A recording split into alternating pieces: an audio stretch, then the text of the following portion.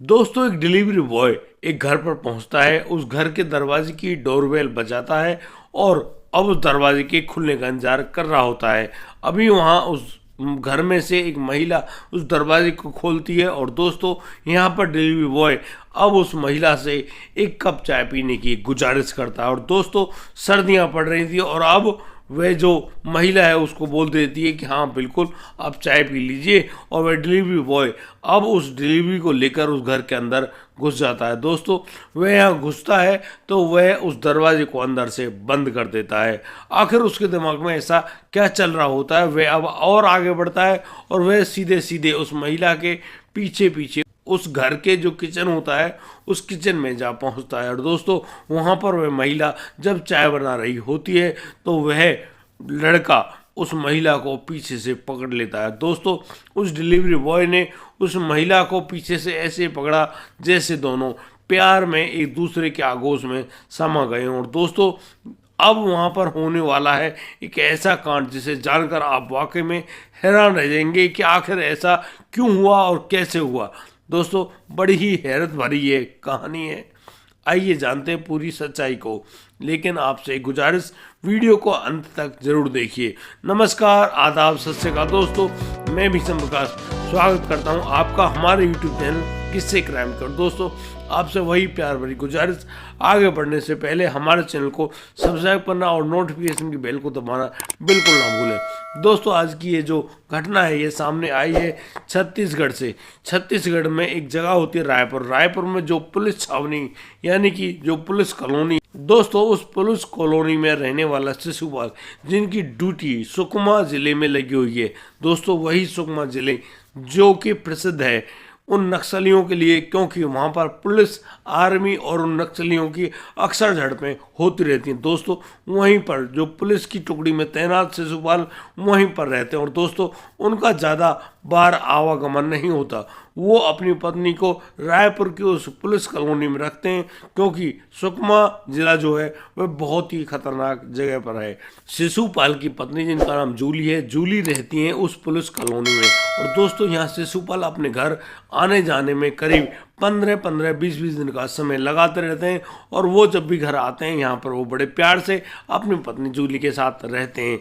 दोस्तों, जैसे कि वहाँ पर बहुत सारा समय बीत रहा होता है सुकमा ज़िले में ड्यूटी के दौरान, अब वह जो जूली है वह अपने घर में अकेली सी रह जाती है। दोस्तों, यहाँ पर वह जो जूली है वह अब जैसे ही अकेली है, अब किसी भी अकेले व्यक्ति का एक ही सहारा होता है, वह होता है मोबाइल फ़ोन। और दोस्तों, मोबाइल फ़ोन के इस प्रकार से इस्तेमाल करती है जूली कि जूली की वहाँ जो टिकटॉक होता है उस टिकटॉक में एक लड़के से खास मुलाकात हो जाती है। दोस्तों, ये लड़का होता है विनोद। विनोद जो कि रहने वाला भदोही ज़िले का है, लेकिन वह मुंबई में काम किया करता है। दोस्तों, विनोद जो कि एक वाकई में छोटा बिजनेस चलाता है मुंबई में, वह अब यहाँ पर दोनों जूली और विनोद अब दोनों मित्रता कर लेते हैं। और दोस्तों, जैसे इनकी वो बातें शुरू होती हैं, दोस्तों इन बातों में, इस दोस्ती की बातों में कुछ दिल की बातें भी बाहर आ जाती हैं। दोस्तों, जैसे जूली अपने दिल की बात रखती है विनोद के सामने, तो उसको मालूम चलता है कि वाकई में जूली तो अपने घर में अकेली रह जाती है। अब वो करे तो क्या करे, वह अकेली अपने घर में परेशान होती है। दोस्तों, अब विनोद उससे कहता है कि जूली, अगर तुम चाहो तो मैं तुम्हारे साथ आ सकता हूँ, तुम्हारे तन्हा जो जीवन है उसको मिटा सकता हूँ। तो यहाँ पर जूली पूछती है कि ऐसा कैसे हो सकता है। और दोस्तों, फिर विनोद अब सीधा मुंबई से सीधा आ पहुंचता है रायपुर। और रायपुर में आने के बाद वह जैसे ही जूली के घर पर जाता है, यहाँ जूली पहले ही उसको बता देती है कि यदि तुम्हें मेरे घर आना है ना तो सोच समझ कर आना, क्योंकि ये पुलिस कॉलोनी है और यहाँ पर यदि तुम पकड़े गए तो तुम्हारा हश्र बहुत ही बुरा होगा। दोस्तों, इस बात को सुनकर समझकर अब जो वह विनोद है, वह विनोद अब एक डिलीवरी बॉय का रूप ले लेता है और वह डिलीवरी बॉय वाला जो बैग होता है उसको भी ले लेता है। यानी कि ऐसा लगता है जैसे कोई पिज़्ज़ा डिलीवरी करने आया है। वह अब सीधे ही पहुंचता है उस दरवाजे पर और जब उस दरवाजे की डोरबेल को बजाता है, उस दरवाजे को खोलती है जूली। और जूली को देखते ही विनोद के शरीर में ऐसी तरंगें उठने लगती हैं जैसे कोई वर्षों बाद कोई मित्र मिला हो। और दोस्तों देखते देखते अब वह जो विनोद है उस घर के अंदर चला जाता है और दोस्तों वह अंदर से उस सटकनी को बंद कर देता है दरवाजे की। अब तो यहाँ पर उस घर के अंदर जूली और उसका प्रेमी विनोद होता है। अब यहाँ पर दोनों इस प्रकार से एक दूसरे के बाहों में समा जाते हैं जैसे कि कोई वर्षों बाद, कितने जन्मों बाद दो प्रेमी अचानक मिले हों। और दोस्तों इस प्रकार से वो मिले हैं, बस दोनों एक दूसरे के आगोश में समा जाना चाहते हैं और देखते देखते उन लोगों के बीच में शारीरिक संबंध कायम हो जाता है। वह विनोद इतने पर ही नहीं रुकता है, अब तो वह विनोद उस घर में रुक जाता है कई दिनों के लिए। और अब इन दिनों में वह अपनी प्रेमिका जूली को संतुष्ट कर रहा होता है। जिस प्रकार से उन दोनों के बीच में यह जो कांड है यह हो रहा है, इसे देखकर वाकई में जूली को लगता है कि सच्चा प्यार तो उसको आज मिला है। दोस्तों अब तो जब भी शिशुपाल नाम का वह व्यक्ति जो कि जूली का पति है, वह जब भी अपनी ड्यूटी पर जाता है यानी कि सुकमा जिले के लिए रवाना होता है, तभी उसकी पत्नी जूली अपने प्रेमी यानी कि विनोद को फोन पर इत्तला कर देती और उसको बुला लेती अपने घर पे। विनोद वही डिलीवरी बॉय का जो रूप है वो धारण करने के बाद उस घर में आता और फिर जूली के साथ अपनी रंगरलियां मनाता। दोस्तों इस प्रकार से काफ़ी लंबा समय बीत जाता है। दोस्तों यहाँ जूली जब शिशुपाल के साथ यह काम करती तो वो बिल्कुल भी उसका मन नहीं लगता, वह तो अपने प्रेमी विनोद के साथ ही खुश रहना चाहती है। बस इसी बात को लेकर वह अपने जो प्रेमी है उससे कहने लगती है कि विनोद मेरी तुमसे एक गुजारिश है, तुम मेरे साथ शादी कर लो, मैं तुमसे शादी करके तुम्हारे घर बड़े ढंग से तुम्हारी पत्नी के रूप में रहना चाहती हूँ। लेकिन यहाँ पर जो विनोद होता है वह कहता है कि नहीं, वह तो बीवी बच्चेदार आदमी है, उसकी तो बीवी भी है और बच्चे भी हैं, वह उनको कहाँ मार के आए भाई, वह तो उनके साथ ही रहेगा, वह शादी नहीं कर सकता। जैसे कि उनकी दोस्ती है, दोस्त होने के नाते उसने उसकी इस प्रकार से मदद करी है और वह ढंग से उसके साथ रहा है, लेकिन वह उससे शादी नहीं कर सकता। दोस्तों ये बातें सुनकर जूली को बहुत ही बुरा लगता है और जूली जिस प्रकार से दुखी है, परेशान है, वह अब मन ही मन कहने लगती है कि कोई बात नहीं विनोद, मैं तुम्हें देख लूँगी।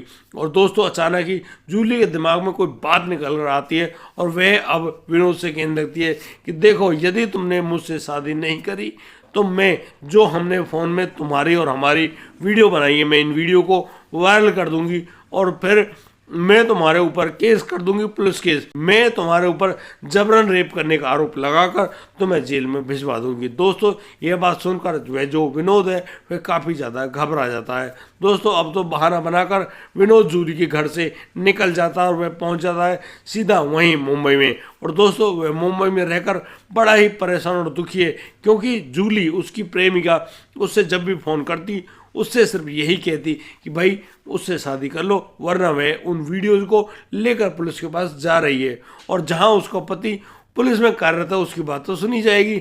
अब इस बात को लेकर बहुत ही ज़्यादा डर जाता है वह विनोद अब जूली से गुजारिश कर रहा होता है कि यार उसको एक बार मिलने तो दो। बस इस बात को सुनकर जूली कहती है तो फिर सोच रहे हैं कि आ जाओ मेरे पास।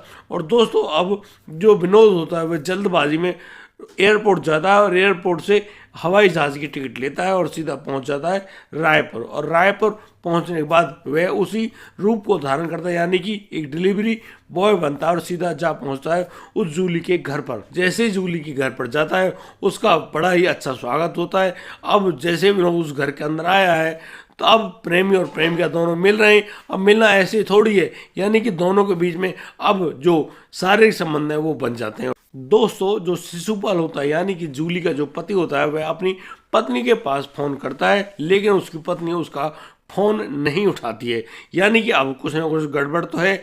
वह फ़ोन करते करते उसको सुबह से शाम हो जाती है, लेकिन उसकी पत्नी का फ़ोन नहीं उठता है। अब दोस्तों रात के करीब 11 बजे के लगभग जब वह अपनी पत्नी के पास फ़ोन करते करते थक जाता है तो अब शिशुपाल अपने एक दोस्त है, दोस्त के पास फ़ोन करता है, उससे कहता है कि यार तुम्हारे पड़ोस में मेरी बीवी रहती है, एक बार ज़रा देखो तो सही वहाँ पर क्या हुआ है, वो कैसे फ़ोन नहीं उठा रही हैं। दोस्तों यहाँ पर वह व्यक्ति जब उस शिशुपाल के घर की तरफ जाता है तो वह देखता है कि वहाँ के जो दरवाज़ा है, दरवाजे के लॉक लगा हुआ है, यानी कि अब वह दरवाज़ा तो बंद है, लेकिन वह सोचकर बड़ा ही हैरान रह जाता है कि उस घर की लाइटें जली हुई हैं और तो और उस घर की खिड़कियां भी खुली हैं। वह यह समझते हुए बिल्कुल देर नहीं लगाता है कि यहाँ पर वाकई में कोई ना कोई गड़बड़ है।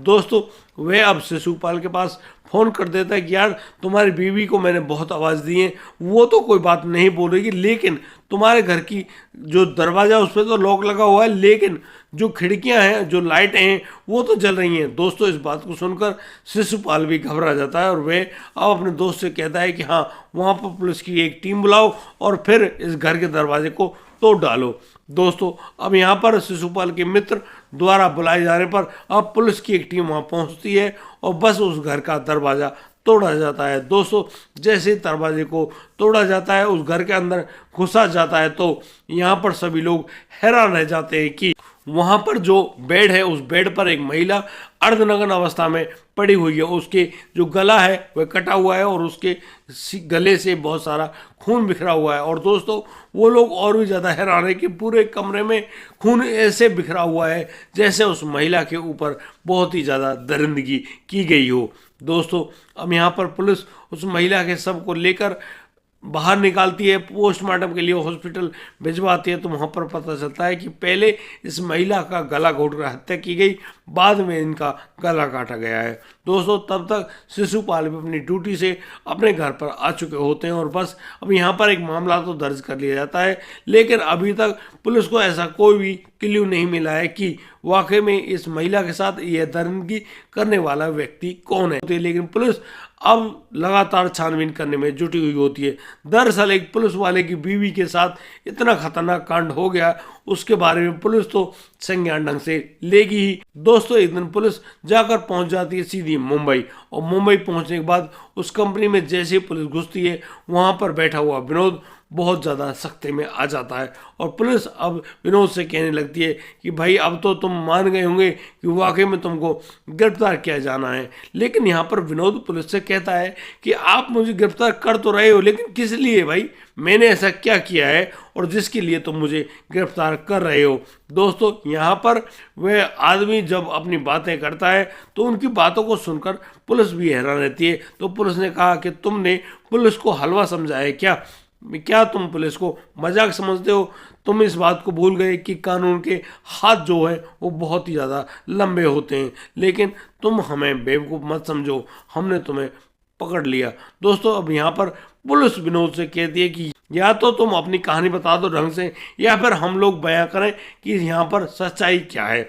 दोस्तों, अब तो वह विनोद जो है कि टूट जाता है और वह विनोद अब अपनी सारी सच्चाई को बता देता है, कैसे उसकी जूली से टिकटॉक पर बहुत अच्छी बातचीत हुई, दोस्ती हुई, और कैसे उन दोनों के बीच में वह प्रेम संबंध भी बन गया। और वह जब पनप रहा होता है, यानी कि उन दोनों के बीच में शारीरिक संबंध बन रहे होते हैं, तब जूली उससे शादी करने के लिए उसको फोर्स करने लगी थी। और इसी बात के डर से, क्योंकि उसके घर में उसके बीवी बच्चे भी मौजूद हैं, वह ऐसा कोई भी काम नहीं कर सकता। बस इसी बात के डर से उसने जूली को मार दिया, क्योंकि जूली उसको लगातार इसी बात की धमकी दे रही थी कि यदि उसने उससे विवाह नहीं किया तो वह उसको गिरफ्तार करवा देगी, यानी कि पुलिस पर पकड़वा देगी। इसीलिए उसने पहले उसका गला घोटा, उसके बाद उसने गर्दन पर वार कर दिया। और दोस्तों, इसी प्रकार से उसने अपनी प्रेमिका जूली को अपने रास्ते से हटा दिया। दोस्तों, अब वह जब पुलिस से पूछता है कि आपको ऐसा क्या क्लू मिल गया जिससे आप लोगों ने मुझे यहाँ पर आ ढूंढा, तो यहाँ पर पुलिस बड़े ही हिसाब से कहती है कि हमको बेवकूफ़ मत समझना, जब हम अपनी करने पर आते हैं तो बस हम बहुत ज़्यादा अच्छा कार्य कर जाते हैं और तुम्हारे जैसे अपराधी को पकड़ लेते हैं। अरे, वो एयर टिकट जिसको तू भूल गया, उसी कमरे की रखी हुई उस टोकरी में वह एयर टिकट रह गई थी, जो टिकट तुमने लास्ट टाइम करी थी मुंबई से रायपुर जाने के लिए। उस टिकट के बारे में मालूम चला कि वह टिकट एक विनोद नाम के लड़के की है। और दोस्तों, जब हमने उस एयर टिकट के बारे में पूरा संज्ञान लिया, हर एयरपोर्ट पर जांच करी, तो वहाँ पर तुम्हारी जो शक्ल है, यानी कि तुम्हारा फ़ोटो निकल कर आया और हम इसी फ़ोटो को लेकर तलाश कर रहे थे। और दोस्तों, इसी तलाश में पुलिस को करीब 2 महीने बीत जाते हैं, लेकिन वह अपराधी पकड़ा जाता है। इसीलिए कहा जाता है कि दोस्तों, कोई भी अपराधी चाहे कितना भी बड़ा शातिर क्यों ना बनता हो, उसको एक ना एक दिन पुलिस के हाथ, यानी कि कानून के हाथों बलि का बकरा बनना पड़ता है। दोस्तों, पुलिस की बहुत ही अच्छी सूझबूझ के कारण उस जूली की उस हत्याकांड का खुलासा हुआ, जिसमें विनोद नाम का उसका जो प्रेमी होता है उसको गिरफ्तार किया गया। दोस्तों, क्या जूली के इस प्रकार से अपने पति को छोड़कर अपना एक प्रेमी बनाना और उसके साथ शारीरिक संबंध बनाना क्या सही बात थी या गलत? दोस्तों, क्या उस विनोद का अपनी प्रेमिका के लिए यानी कि इतना जघन्य अपराध करना जरूरी था? दोस्तों, आज की घटना में सिर्फ इतना ही। अब दीजिए मुझे इजाज़त, मिलता हूँ कल, लाता हूँ एक और नया सनसनीखेज मामला। तब तक के लिए आप बढ़िया रहें, बेहतरीन रहें, अपना और अपने परिवार का बखूबी ख्याल रखते रहें। जय हिंद, जय भारत।